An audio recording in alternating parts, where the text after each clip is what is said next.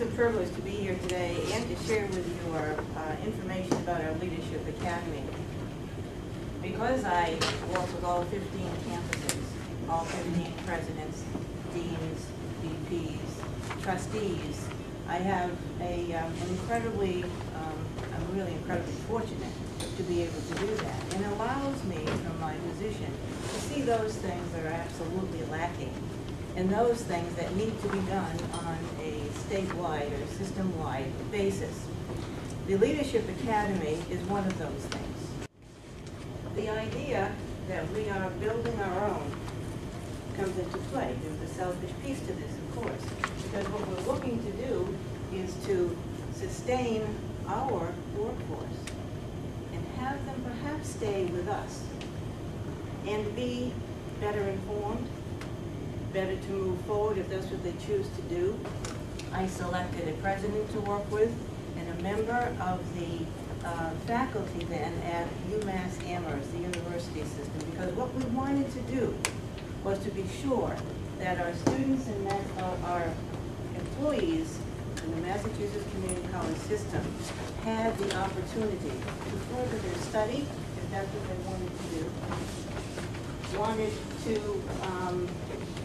look at what was happening in the community colleges, knowing that there would be so many administrators, the graying of the community college administration staff, as we've all heard, that we would be able to grow our own and provide opportunities for them to better understand our system and community colleges in general. And further, that professional development is ongoing. Learning, we always talk about lifelong learning for our students. We need to be doing the same thing for our faculty and staff. So we're committed to the concept of lifelong learning. And of course, the applied learning attaches to the college projects. What we wanted to be sure to have happen is that our fellows were involved in a project, a culminating project, that was of benefit to themselves as individuals and to their institution. And their topics, their college projects, were developed in concert with others on their campus, their supervisors, and their presidents, so that it was understood that what they were doing was of special value and importance. What's happening is these college projects are turning out to be having some really remarkable successes in helping to change the face of an institution. And what happens next is a number of these have been done on national conferences where they have applied because of this project and have been invited to attend and present. So it's been marvelous. The other great advantage to that is that the other colleges have access to this. We're struggling now with how we can better do that, but it's there.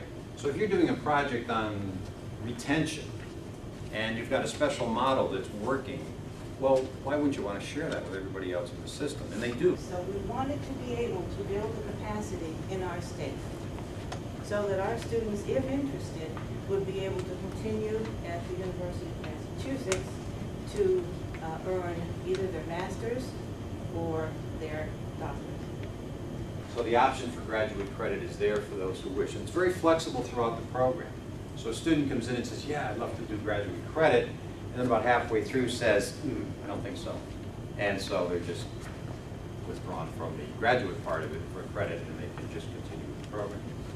I'm a retired president. I was president for 21 years at Springfield Technical Community College in Springfield, Mass. And so I have a perspective about the benefits of this program. I wish it had been around a lot longer than it has been, because what a tremendous benefit it is. This is really about professional development, because you know, regardless of what level of degree you have, when you sit down and start talking about the reality of the politics in Massachusetts, or if you start talking about the finances and human resources and grant writing, this is stuff that most people really don't know much about. So you can learn from that experience no matter what your degrees are. So it's valuable for